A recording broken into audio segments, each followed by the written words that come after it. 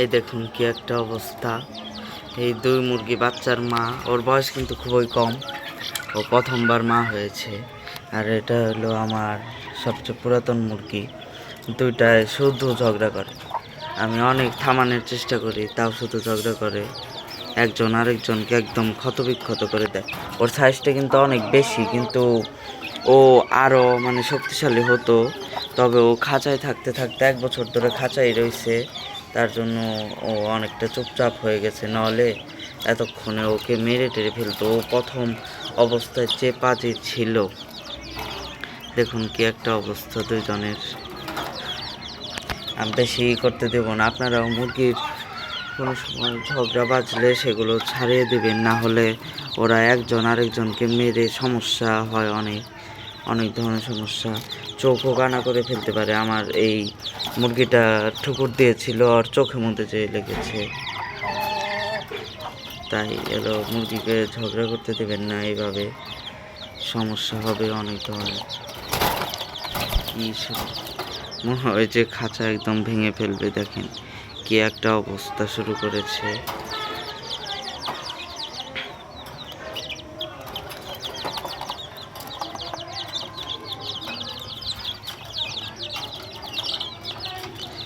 বেশিক্ষণ রাখবো না, ওকে একটু সচল বানানোর জন্য আমি দিয়েছি।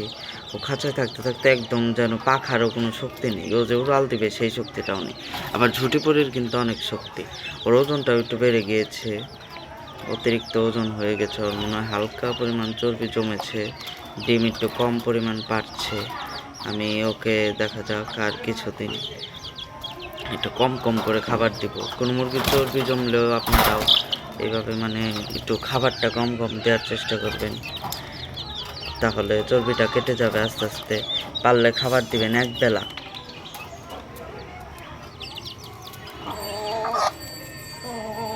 এই দেখুন একদম পাখা টাখা এক পাখা ওরা নামিয়ে দেয় ওরা যখন ঝগড়া করে।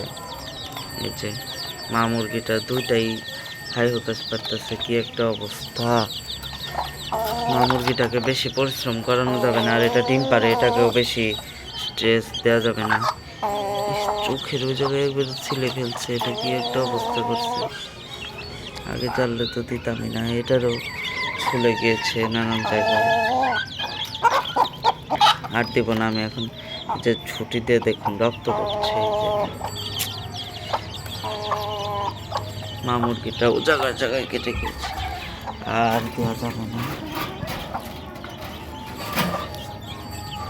খাঁচায় চলে যাক।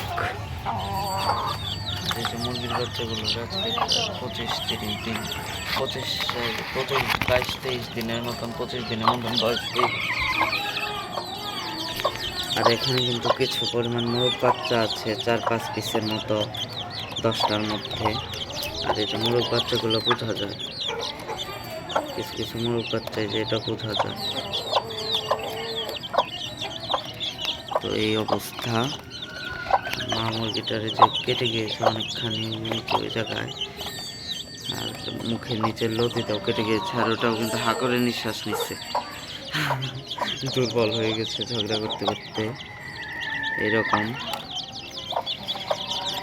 আমার প্রত্যেকটা মুরগি মানে ভদ্রই, অত বেশি কাজই না, তারপর ওরা মাঝে মধ্যে একটু লড়াই করে, ওটা করেই থাকে লড়াই। তার মধ্যে মা মুরগি এত লড়াই করে না, ও শান্তশিষ্ট একটা মুরগি। কিন্তু কালিটা অনেক পাজি ছিল, কারণ ওর এখন বাচ্চা আছে, ও মনে করতেছে যে ও আসলে হয়তো ওর বাচ্চার কোনো ক্ষতি করবে, তার জন্য আরও অ্যাগ্রেসিভ হয়ে গেছে।